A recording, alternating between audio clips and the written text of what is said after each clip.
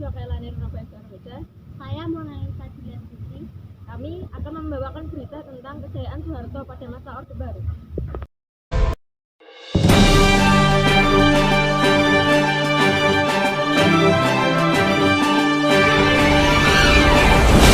Pada masa awal Orde Baru, program ekonomi pemerintah lebih banyak tertuju pada upaya penyelamatan ekonomi nasional, terutama upaya mengatasi inflasi, penyelamatan keuangan negara, dan pengamanan kebutuhan pokok rakyat.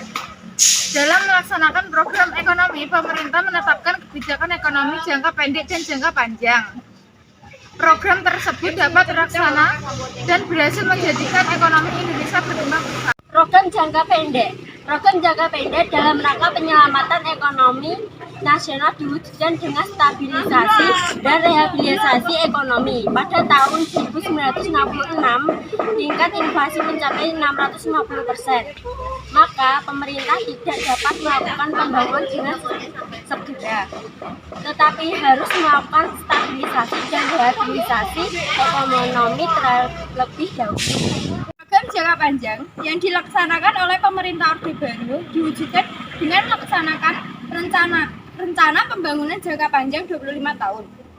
Pembangunan jangka panjang dilakukan secara periodik 5 tahunan yang disebut pelita atau pembangunan 5 tahun. Indonesia, penerapan revolusi hijau di Indonesia terjadi pada masa Orde Baru pada tahun 1970 hingga 1980. Pemerintahan Orde Baru melakukan investasi besar-besaran terhadap sektor pertanian.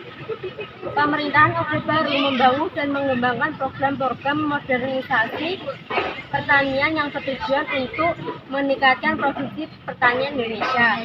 Terdapat 4 usaha pokok yang dapat dilakukan untuk meningkatkan produksi pertanian, yaitu intensifikasi pertanian, meningkatkan kualitas dan kuantitas produksi tani dengan cara meningkatkan produktivitas kerja.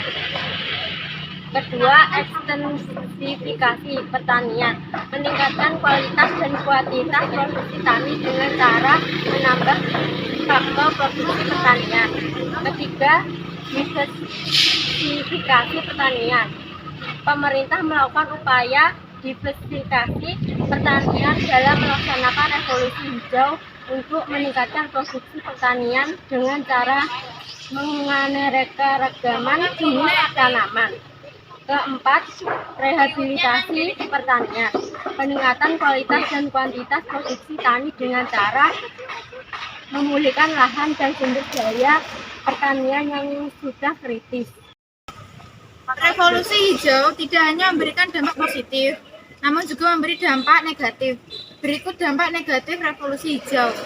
1. Ketergantungan petani terhadap pupuk kimia dan pestisida yang tidak ramah lingkungan. 2. Pengguna teknologi modern dalam usaha tani yang belum merata menimbulkan kesenjangan. 3. Munculnya kapitalisasi dalam sektor pertanian. Dampak revolusi hijau. Revolusi hijau pada masa pemerintahan Soeharto berhasil menjadikan Indonesia sebagai negara swasembada panganan besar dunia pada dekade 1980-an. Dampak positif revolusi hijau yakni 1. Meningkatkan kesejahteraan petani. 2.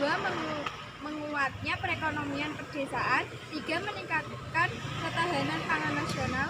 4. Membuka kesadaran masyarakat pedesaan akan pentingnya adaptasi teknologi.